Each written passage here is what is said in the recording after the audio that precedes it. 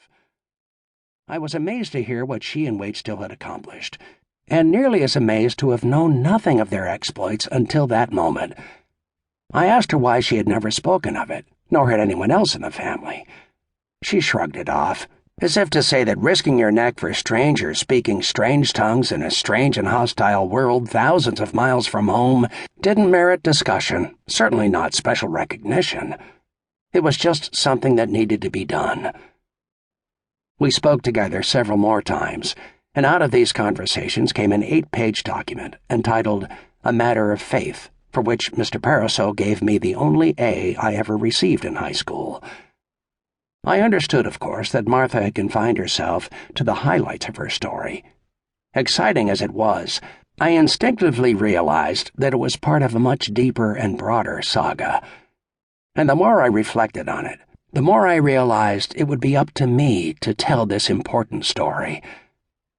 After high school, I entered Hampshire College in Amherst, Massachusetts, which is about 25 miles from the house where Waitstill then lived in Greenfield.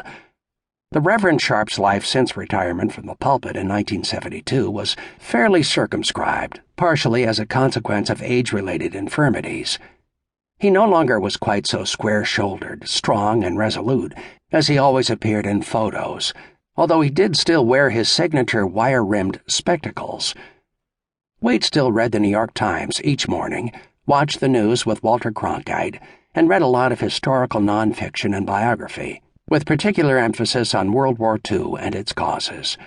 He was especially interested in books about the rise of Hitler. Raised on a farm, he also taught me how to compost. We attended church together on Sundays, and we often discussed religion, faith, and its role in both his public and private life. Though retired, he continued to deliver guest sermons from time to time. I attended a few of them, and each had a profound effect on me. Each was fully considered and powerful. If there was an overarching theme to them, it was the importance of finding the joy of serving others. Since it was exactly that search that then occupied much of my time, I listened closely as he spoke. The past seemed to interest him only insofar as it illuminated the present. He did humor me when I asked about the relief missions to Europe.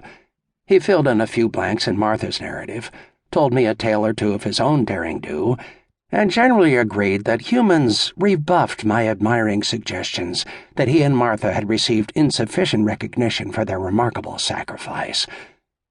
Like Martha, he saw their deeds as just something that had needed to be done. I saw the situation otherwise. Of course, I was proud of them, proud to be their grandson and certain that their story needed to be told.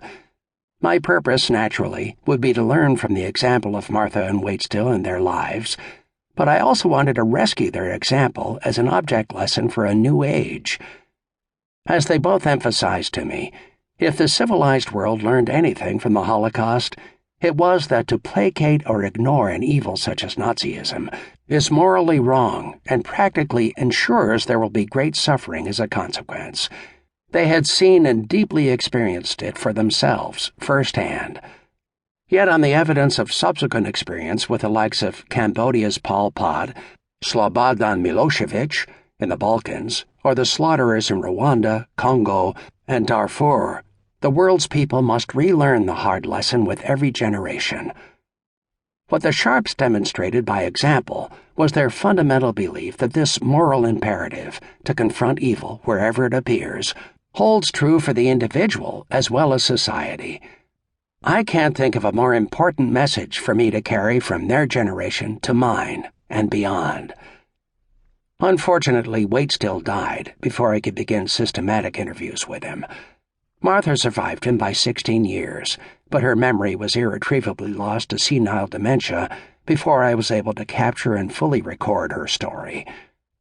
There seemed to be no way forward until a short time following her death in 1999, when we discovered among her possessions a trove of documents, photos, and personal artifacts dating back to her school days.